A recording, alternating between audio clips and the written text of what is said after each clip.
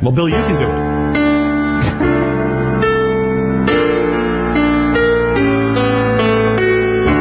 If you search for tenderness, it isn't hard to find. You can have the love you need to live. But if you look for truthfulness, you might just as well be blind. It always seems to be so hard to give. Honesty is such a lonely word. Everyone is so untrue. Honesty is hardly ever heard, and mostly what I need from you. I can always find someone to say they sympathize. If I wear my heart out on my sleeve, it's longer. But I don't want some pretty face to tell me pretty lies. All I want is someone to believe. Honesty is such a lonely word. Everyone is so untrue. Honesty is hardly ever heard, and mostly what I need from you.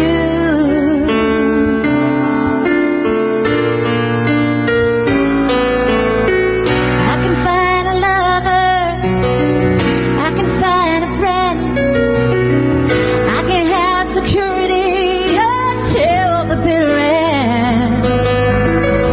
Anyone can comfort me with promises again. I know, I know.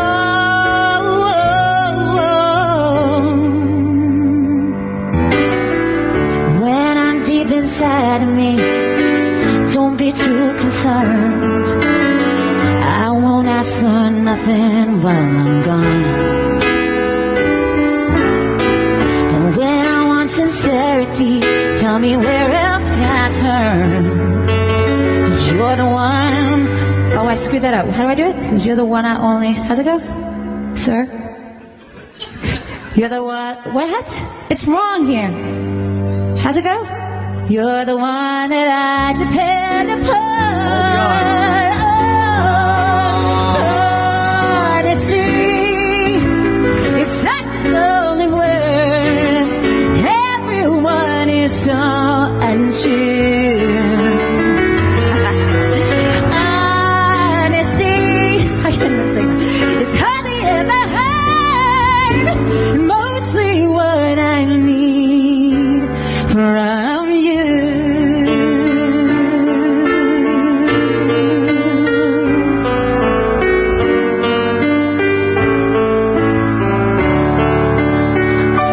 Wow, beautiful. That was a dream come true for me. Fantastic.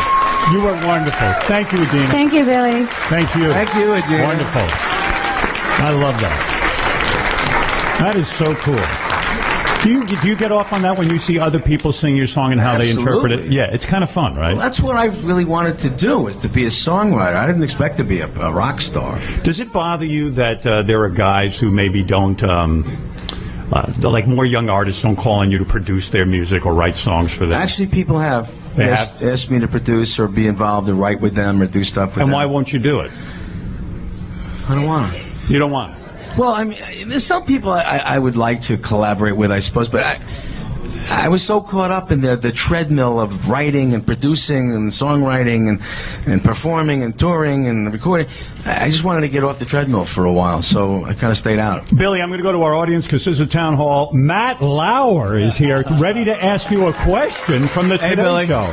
Matt, are you all right over there? I'm doing good, thanks. How are you? Good to see you. Stand up. Good to see you. Just a quick aside. You mentioned Miami 2017 about apocalyptic scenes in New York. I called you after Hurricane Sandy and asked you to come into NBC to do that telethon a couple of days later. You sang that song and brought the room to a halt. I mean, it was amazing. It really was. So thank you for that. Thank you. I got 2 kids in Little League. When I go to their games, I get a knot in my stomach. What's it like for you to go to a club like this or to a theater and watch Alexa get on stage and play? See, I know she's really good. I've been with her since her little childhood. She was always a good singer. She plays piano great. She's got a little ham in her, and I don't worry about her at all. I mean, I know she's going to be fun. Sometimes I watch her and I just start laughing because she's so good. I go, of course, yeah, it's okay, yeah, she's good. And I never worry. I don't worry about it at all. Didn't you ever wish that she would take a different career? To be Billy Joel's daughter and then to go into music, to me, would just be tough. It is hard, right? Yeah, there's a lot of resentment. There's a lot of supposition on people's part that she's riding my coattails. She just did a run at the Carlisle. And everybody thinks Dad set it up and Dad got her this and that. I didn't do anything. Right. She did this all on her own. She's been working on her own. She writes her own songs. She works with her own musicians. And she's a hard worker when she gets down to it. Billy, you have a sister, right? Yeah. You have one sibling. Right. Is it hard for her to I'm not going to say she lives in your shadow. I don't know her. But I would imagine there's got to be some family jealousy or when somebody becomes so big and so successful like you. What's your sister's life like? Can she be happy for you genuinely? Or is it a little I think difficult? she is. Yeah. Is she a musician at all? No, she's not musical. That helps, yeah. I guess so. Yeah. No, but the family was musical. My father was a classically trained pianist from Germany. My mother was from, her parents were British, and they sang all the time, British music hall stuff, Gilbert and Sullivan. I got a brother who's a conductor. My daughter's musical. I've got it. So I think it's somewhat genetic. Has your success ever hurt any relationship in your family where people just can't deal with your fame? Have people kind of just said inappropriate things to you, or, hey, you don't do enough for us, you should give us money? Has any of that entered into it? Once in a while, some relatives will hit me up for some money, yeah. Are you able to say no, or are you just a sucker and then give them No, there was one. I used to do gigs where he lived. He doesn't live in New York. He lives somewhere else. And he'd come up, and he'd come backstage, and he'd drink all the cruise beer, and he'd eat all the cold cuts. And he'd go, when are you going to get a real job? When are you going to get a real job? Yeah. This is when we were starting out. Come on, when are you going to get a real job? When are you going to grow up? So then it became a big thing, and then I went to play there in a big arena, and he shows up, and he goes, so, can you give me $50,000? Oh. Great. So I said, I'll tell you what, when I get a real job, we'll talk about it. But why do I think the song Laura is really about him? I think no, that's another relative. That's somebody else. There's a gentleman named Mark LaRosa. He's a subscriber to SiriusXM. Wants to ask you a question, Billy. Go ahead, Billy. Mark. Yes, sir. Are there any current artists that influence or inspire you to write now? Current artists that inspire me to write right now. Good question. I don't keep up with what's going on. I have no idea. Have you heard any good songs on the radio where you said, "Hey, this is pretty good"? Yeah, I hear stuff once in a while, but I don't know who it is. Yeah. And I don't know how to find it again. I mean, I always listen to classical music. I don't even listen to rock and roll anymore. Isn't it liberating in a sense that you don't have to do that anymore? Like for a while, like I'm sure when you were younger and you're releasing albums and you're a young guy, you have to listen to everything, and it's sort of a competition. And were you constantly involved with the charts? Were you watching all of that? It wasn't so much charts. I was a fan. I was a rock music fan. I would go to the record store and I'd go through the LPs. Oh, Traffic. Oh, okay. Here's Procol Harum. I'd love going to the music store and know what was going on. I'd read the label. Right. Who the engineer was, who was the producer, who was in the band, who did the arrangement. I knew all these ridiculous things, non-essential things. Do you miss the form of an album? Are you one of these vinyl guys that feels like vinyl was the right sound for your music and that CDs are all wrong? I thought CDs sounded pretty good. I liked vinyl too, but when you get the crackle and the pop, but what I liked about LPs most was the size of it. Yes, you could actually see what people looked like, and you'd read all these liner notes, and it had artwork on it. Like when I got Sgt. Pepper. Yeah, when you looked at albums like that, how important was it to you? Giving an album a name Like when when you call an album Turnstiles, you spend like endless hours sort of thinking about that because it's a collection of albums and the artwork. How do you hire a photographer? How do you work all that out? It takes a lot of thought process. What's the artwork going to be? What's the title of the album going to be? What's the order of the songs on the album going to be? Were you disappointed in any of your album covers? Because it's usually either a picture of you. You were? Yeah, I don't really like me on the cover. You don't? No, I used to argue with the head of the record company, Walter Yednikoff. We put out an album called The Nylon Curtain. Right. And I just didn't want a picture of me on the cover. So we did a photo shoot, and I had this curtain on me. It's like you just saw a lump in a curtain. So I give it to Walter, and I go, here's the album cover. He goes, what is this, the schmata? Yeah. We're going to call it the schmata? You can't do that. I said, what do you mean I can't do it? He goes, well, I'll put you on the back cover. I said, okay. Wasn't it incredibly brave of the Beatles to put out a white album? I mean, that was insane.